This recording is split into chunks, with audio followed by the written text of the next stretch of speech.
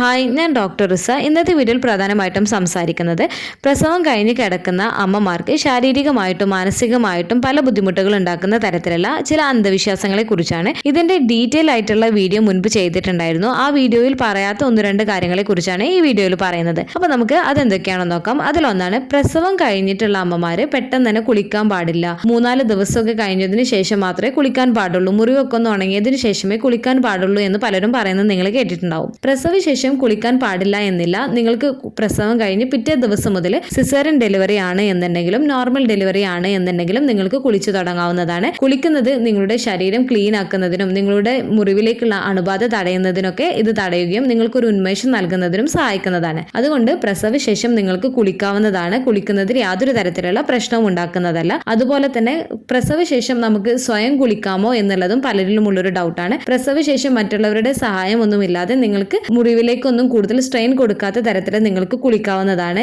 എങ്കിലും നിങ്ങൾക്ക് മറ്റുള്ളവരുടെ സഹായം നിങ്ങൾക്ക് ലഭിക്കുമെന്നുണ്ടെങ്കിൽ നിങ്ങൾക്ക് അവരുടെ സഹായം തേടുകയും ചെയ്യാവുന്നതാണ്. അതുപോലെ നിങ്ങൾക്ക് സുഖകരമെന്ന് തോന്നുന്ന തരത്തിലുള്ള ഇളം ചൂടുവെള്ളത്തിലോ അല്ലെങ്കിൽ സാധാ വെള്ളത്തിലോ നിങ്ങൾക്ക് കുളിക്കാവുന്നതാണ്. ഇളം ചൂടുവെള്ളത്തിലുള്ള കുളി നിങ്ങൾക്ക് മേലുവേദനയ്ക്കൊന്ന് ശമനം നൽകുന്നതിന് സഹായിക്കുകയും ചെയ്യുന്നതാണ്. അതുപോലെ തന്നെ നല്ല ചൂടുള്ള കീ ഉപയോഗിച്ചിട്ട് മേല് ഒപ്പിയെടുക്കണോ എന്നുള്ളതും ഒരാൾ ചോദിച്ചൊരു ചോദ്യമാണ്. അതിന്റെയും ആവശ്യമല്ല. ബാക്ക് പെയിൻ ഒക്കെ ഉള്ളവർക്കാണെന്നുണ്ടെങ്കിൽ ആ ഒരു ബാക്ക് പെയിൻ ഒക്കെ ഒന്ന് കുറക്കുന്നതിന് സഹായിക്കുകയും ചെയ്യുന്നതാണ് ഈ ഒരു ചൂട് പിടിക്കുന്നത് കാരണം. അടുത്തത്, വജൈനൽ ഭാഗത്തുണ്ടായിരുന്ന മുറിവ്, എപ്പിസോട്ടമി മുറിവ് പെട്ടെന്ന് തന്നെ ഉണങ്ങുന്നതിന് വേണ്ടിയിട്ട് നല്ല തിളച്ച വെള്ളം കൊണ്ട് ആ ഒരു ഭാഗം കഴുകണം എന്നുള്ളതാണ്. ഒരിക്കലുമില്ല. ആ ഒരു ഭാഗം വളരെ സെൻസിറ്റീവ് ആയതുകൊണ്ട് തന്നെ ആ ഒരു ഭാഗം പെട്ടെന്ന് മുറിവാവുന്നതിനും ഇൻഫെക്ഷൻസ് ഒക്കെ കൂടുന്നതിനും മുറിവ് ഉണങ്ങുന്നതിന് താമസിക്കുന്നതിന് കാരണമാവുന്നതാണ്. നിങ്ങൾക്ക് ആ ഒരു ഭാഗത്ത് ഇളം ചൂടുവെള്ളം വേണമെങ്കിൽ നിങ്ങൾക്ക് കഴുകാൻ യൂസ് ചെയ്യാവുന്നതാണ്. ഇല്ല എന്നുണ്ടെങ്കിൽ നിങ്ങൾക്ക് സാധാ വെള്ളം ഉപയോഗിച്ചിട്ട് കഴുകുന്നതാണ് ഏറ്റവും നല്ലത്. അടുത്തത്, പ്രസവശേഷം ഗർഭിണികൾ യാതൊരു കാര്യവും ചെയ്യാൻ പാടില്ല. ബെഡിൽ തന്നെ കിടക്കണം. ആ റൂമിൽ നിന്ന് പുറത്തിറങ്ങാൻ പാടില്ല. ഗർഭിണിക്കുള്ള ഭക്ഷണം പോലും ആ ഒരു റൂമിലേക്കായിരിക്കും പലരും എത്തിച്ചു കൊടുക്കാറുള്ളത് കഴിക്കാൻ വേണ്ടിയിട്ട്. അവരൊന്ന് പുറത്തിറക്കി അല്ലെങ്കിൽ നടക്കാൻ ഒന്നിനും തന്നെ സമ്മതിക്കാറില്ല. ഇതിൽ എന്തെങ്കിലും കാര്യമുണ്ടോ? സാധാരണ രീതിയിൽ നമ്മൾ പ്രസവം കഴിഞ്ഞ് നോർമൽ ഡെലിവറി ആണെങ്കിലും സിസേറിയൻ ഡെലിവറി ആണെങ്കിലും പിറ്റേ ദിവസം മുതൽ തന്നെ ഡോക്ടേഴ്സ് നടക്കാൻ പറയുന്നതാണ് ചെറിയ രീതിയിൽ. ഇത് നിങ്ങളുടെ ബോഡിയിലുള്ള ബ്ലഡ് സർക്കുലേഷൻ കൂട്ടുന്നതും നിങ്ങളുടെ മുറിവിലേക്കുള്ള ബ്ലഡ് സർക്കുലേഷൻ കൂട്ടി മുറിവൊക്കെ പെട്ടെന്ന് ഉണങ്ങുന്നതിന് സഹായിക്കുന്നതാണ്. നമ്മൾ ഫുൾ ടൈം ബെഡിൽ തന്നെയാണ് കിടക്കുന്നത്, നമ്മൾ എണീറ്റ് ഇരിക്കുന്നില്ല, എണീറ്റ് നടക്കുന്നില്ല എന്നൊക്കെ ഉണ്ടെങ്കിൽ ഡീപ് വെയിൻ ത്രോംബോസിസ് ഒക്കെ ഉണ്ടാവുന്നതിനുള്ള സാധ്യതയും നിങ്ങളുടെ മുറിവൊക്കെ ഉണങ്ങുന്നതിന് താമസിക്കുകയും അതുപോലെ തന്നെ നിങ്ങൾക്ക് മേലുവേദനയും നിങ്ങൾക്ക് അസ്വസ്ഥതയൊക്കെ ഉണ്ടാക്കുന്നതിന് കൂടുതൽ കാരണമാവുകയും ചെയ്യുന്നതാണ്. അതിനാൽ തന്നെ പ്രസവം കഴിഞ്ഞിട്ടുള്ള സ്ത്രീകൾ അവർക്ക് ചെയ്യാൻ പറ്റുന്ന തരത്തിലുള്ള രീതിയിലുള്ള ചെറിയ രീതിയിലുള്ള ജോലികൾ ഒരു 1 വീക്ക് അല്ലെങ്കിൽ ഒരു 2 വീക്സ് ഒക്കെ കഴിഞ്ഞിട്ട് അവർക്ക് ചെയ്തു തുടങ്ങാവുന്നതാണ്.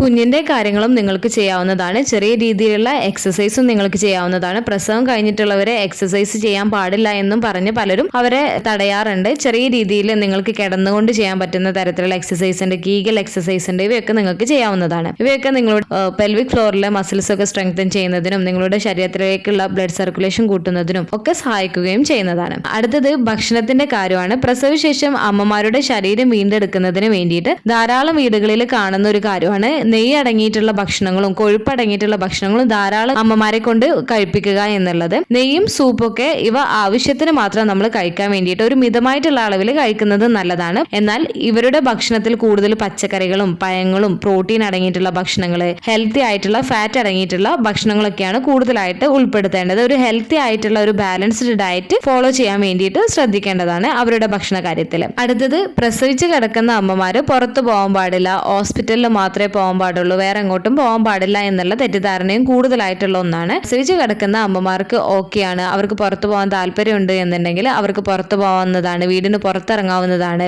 രാത്രി കാലങ്ങളിലൊക്കെ പുറത്തിറങ്ങാവുന്നതാണ്. അതുകൊണ്ട് യാതൊരു തരത്തിലുള്ള പ്രശ്നവും ഉണ്ടാക്കുന്നതല്ല. ഇത് അമ്മമാരുടെ ശാരീരികമായും മാനസികമായിട്ടുള്ള ക്ഷേമത്തിനും അവർക്ക് ഉന്മേഷം നൽകുന്നതിനും ഇത് സഹായിക്കുകയും ചെയ്യുന്നതാണ്. അടുത്തത്, പ്രസവശേഷം നിങ്ങൾ വയറ് കെട്ടിയിട്ടില്ല എന്നുണ്ടെങ്കിൽ അല്ലെങ്കിൽ പ്രസവശേഷം നിങ്ങൾ ധാരാളം വെള്ളം കുടിക്കുന്നത് കാരണമാണ് നിങ്ങളുടെ വയറ് ചാടുന്നത് എന്നുള്ളത്. ഇത് കൂടുതൽ പേരും പറയുന്ന ഒരു കാര്യമാണ്. ചിലർ പറയാറുണ്ട് വയറ് കെട്ടിയത് കാരണം എനിക്ക് വയറൊട്ടും തന്നെ ഇല്ല എന്നുള്ളത്. ചിലർ പറയാറുണ്ട് വയറ് കെട്ടിയിട്ടും എനിക്ക് നല്ല വയറുണ്ട് എന്നുള്ളത്. അപ്പോൾ പ്രസവശേഷമുള്ള വയറ് കുറക്കണം എന്നുണ്ടെങ്കിൽ നിങ്ങളുടെ വയറ് നല്ല രീതിയിൽ തന്നെ വരിഞ്ഞ് മുറുക്കി കെട്ടിയത് കൊണ്ടോ അല്ലെങ്കിൽ പ്രസവശേഷം നിങ്ങൾ വെള്ളം കുടിക്കാതെ ഇരുന്നത് കൊണ്ടോ കാര്യമില്ല. പ്രസവശേഷം നിങ്ങൾ നോർമൽ ഡെലിവറി ഒക്കെ കഴിഞ്ഞിട്ടുള്ളവര് ഒരു 3-4 മാസത്തിന് ശേഷവും സിസേറിയൻ ഡെലിവറി കഴിഞ്ഞിട്ടുള്ളവര് 6 മാസത്തിന് ശേഷവും നല്ല രീതിയിൽ തന്നെ എക്സസൈസും ഡയറ്റും ഫോളോ ചെയ്താൽ മാത്രമേ അവരുടെ വയറ് കുറയുകയുള്ളൂ. അടുത്തത്, പ്രസവശേഷം അമ്മമാര് സ്റ്റെപ്പ് കയറാൻ പാടില്ല. 2 അല്ലെങ്കിൽ 3 മാസം വരെ മുകളിലേക്ക് സ്റ്റെപ്പ് കയറാൻ പാടില്ല എന്നൊക്കെ പലരും പറയുന്ന കേൾക്കാറുണ്ട്. പ്രസവശേഷം നിങ്ങൾക്ക് ഒരു 4 to 6 വീക്സ് വരെ സ്റ്റെപ്പ് കയറാതിരിക്കുന്നതാണ് നല്ലത്. ഇനിയിപ്പോൾ നിങ്ങൾക്ക് സ്റ്റെപ്പ് കയറേണ്ടി വരുന്ന ഒരു സാഹചര്യമാണ് എന്നുണ്ടെങ്കിൽ നിങ്ങൾക്ക് ആവശ്യത്തിന് മാത്രം നിങ്ങൾ സ്റ്റെപ്പ് കയറി ഇറങ്ങാൻ വേണ്ടിയിട്ട് ശ്രദ്ധിക്കുക.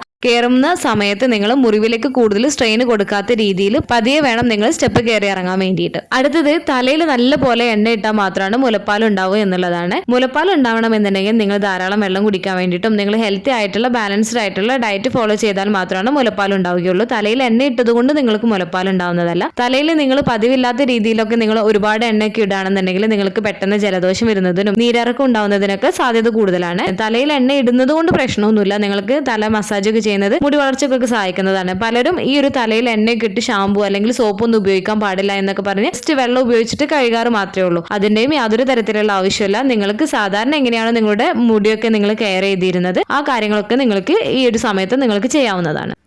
അടുത്തത് അമ്മമാർക്ക് അസുഖങ്ങൾ ഉള്ളപ്പോൾ കുഞ്ഞിനെ മുലയൂട്ടാൻ പാടില്ല എന്നുള്ളതാണ്. മിക്ക കേസുകളിലും അമ്മമാർക്ക് അസുഖങ്ങൾ ഉണ്ട് എന്നുണ്ടെങ്കിലും കുഞ്ഞിനെ മുലയൂട്ടുന്നത് സുരക്ഷിതമാണ്. കൈകൾ കഴുകുന്നത് പോലെയുള്ള മുൻകരുതലുകൾ എടുക്കാൻ വേണ്ടിയിട്ട് ശ്രദ്ധിക്കേണ്ടതാണെന്ന് മാത്രം. അടുത്തത് പ്രസവശേഷം റെസ്റ്റ് എടുത്തിട്ടില്ല എന്നുണ്ടെങ്കിൽ ഭാവിയിൽ നിങ്ങൾക്ക് നടുവേദന വരുന്നതിനും മറ്റ് അസുഖങ്ങൾ വരുന്നതിനും കാരണമാവും എന്നുള്ളതാണ്. പ്രസവശേഷം നിങ്ങൾക്ക് റെസ്റ്റ് എടുക്കാൻ പറ്റുന്നവരാണ് എന്നുണ്ടെങ്കിൽ റെസ്റ്റ് എടുക്കാൻ വേണ്ടിയിട്ട് ശ്രദ്ധിക്കുക. ചിലർക്ക് സഹായിക്കാനൊന്നും ആരും ഇല്ലാത്തവരാണെന്നുണ്ടെങ്കിൽ അവർ തന്നെ ആയിരിക്കും അവരുടെ കാര്യവും കുഞ്ഞിന്റെ കാര്യമൊക്കെ നോക്കാറുള്ളത്. ഇങ്ങനെയുള്ളവർക്ക് ഭാവിയിൽ നടുവേദന വരും അല്ലെങ്കിൽ അസുഖങ്ങൾ വരുമെന്നൊന്നുമില്ല. അവരുടെ ഹെൽത്തും കാര്യങ്ങളൊക്കെ അവർ നല്ലപോലെ നോക്കുന്നുണ്ട് എന്നുണ്ടെങ്കിൽ നമ്മുടെ ശരീരത്തിലുള്ള വൈറ്റമിൻസിന്റെയും മറ്റ് കുറവുകളൊക്കെ കൊണ്ടായിരിക്കും നമുക്ക് കൂടുതലും ഈ ഒരു നടുവേദന വരുന്നതിനും മറ്റ് അസുഖങ്ങളൊക്കെ വരുന്നതിന് കാരണമാവുന്നത്. അപ്പൊ നമ്മുടെ ഹെൽത്ത് ഒക്കെ നമ്മൾ ശ്രദ്ധിക്കുന്നുണ്ട് ഇതോടൊപ്പം തന്നെ എന്നുണ്ടെങ്കിൽ നമുക്ക് യാതൊരു തരത്തിലുള്ള പ്രശ്നവും ഉണ്ടാക്കുന്നതല്ല. സഹായിക്കാൻ ആരും ഇല്ലാത്തവരാണെന്നുണ്ടെങ്കിലും പ്രസവത്തിന്റെ ആദ്യത്തെ ആഴ്ചകളിൽ കൂടുതൽ ബോഡി സ്ട്രെയിൻ ചെയ്യുന്ന തരത്തിലുള്ള ജോലികളൊക്കെ അവോയ്ഡ് ചെയ്യുക. മാക്സിമം നിങ്ങൾ ആവശ്യത്തിന് മാത്രമുള്ള ജോലികൾ മാത്രം ചെയ്യാൻ വേണ്ടിയിട്ട് ശ്രദ്ധിക്കുക. അതുപോലെ പ്രസവം കഴിഞ്ഞിട്ടുള്ള അമ്മമാർ നിർബന്ധമായിട്ടും ശ്രദ്ധിക്കേണ്ടതും ചെയ്യാൻ പാടില്ലാത്തതുമായിട്ടുള്ള 1-2 കാര്യങ്ങളാണ്. ധാരാളം വെള്ളം കുടിക്കാൻ വേണ്ടിയിട്ട് ശ്രദ്ധിക്കുക. നല്ല ഹെൽത്തി ആയിട്ടുള്ള ഫുഡ് കഴിക്കാൻ വേണ്ടിയിട്ട് ശ്രദ്ധിക്കുക. കുഞ്ഞുമായിട്ടുള്ള ബോണ്ട് ശക്തിപ്പെടുത്താൻ വേണ്ടിയിട്ട് ശ്രദ്ധിക്കുക. നല്ല ശുചിത്വം പാലിക്കുക. പെൽവിക് ഫ്ലോർ എക്സസൈസ് ചെയ്യുക. ഇത് നിങ്ങളുടെ പെൽവിക് ഫ്ലോറിലെ മസിൽസ് ഒക്കെ ശക്തിപ്പെടുത്താൻ സഹായിക്കുന്നതാണ്.